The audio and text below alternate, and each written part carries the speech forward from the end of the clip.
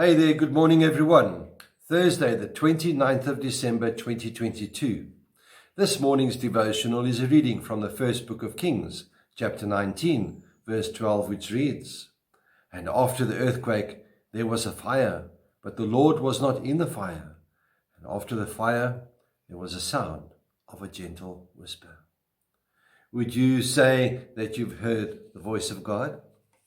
Some people say God doesn't speak to us anymore. Well, God does speak to us, but we don't always hear him because we've got too many other things vying for our attention, things that are there to keep us busy and away from God.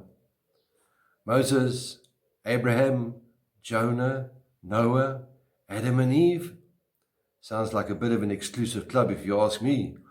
All these people heard directly from God. He spoke to them. But God didn't stop speaking to the people back in the Old Testament times. Scripture reminds us in Hebrews chapter 1, verses 1 and 2. Long ago, God spoke many times and in many ways to our ancestors through the prophets.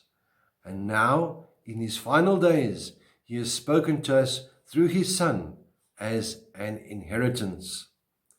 It's easy to miss God's voice in our lives through busyness, or even by deliberately plugging our ears to his voice.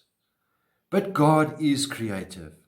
Jonah didn't want to hear what God wanted to say. So God got really creative and supplied a whale to make him listen. A man named Balaam also didn't want to listen, and God spoke to him by making his donkey talk. Now imagine that, riding along on a donkey, and the donkey suddenly talks to you. And we can find that story in Numbers chapter 22. Jesus reminds us in Mark chapter 4, verse 24. Anyone with ears should listen and understand. And he added, paying close attention. God speaks in just the way that each of us need to hear. Once Elijah, the Old Testament, the prophet in the Old Testament, was completely exhausted and utterly discouraged. He was hiding away in a cave when God met him and called him out to talk with him. There was a windstorm, an earthquake, and after the earthquake, there was a fire.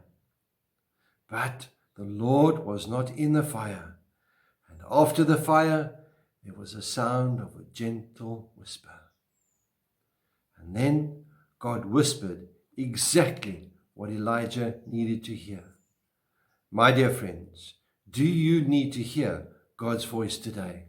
I reckon we would all do well to have that need to hear God's voice today, and not only today, but each and every day. Remember, I spoke the other day about the 3 different approaches that we have when it comes to God: all in, all out, or the middle approach, the neither here nor there approach. If you want to hear from God, we need to have that all-in approach. So have the all-in approach and then listen. May the Lord be with you. May he bless you. May he cause his face to shine upon you and be with you always. Goodbye.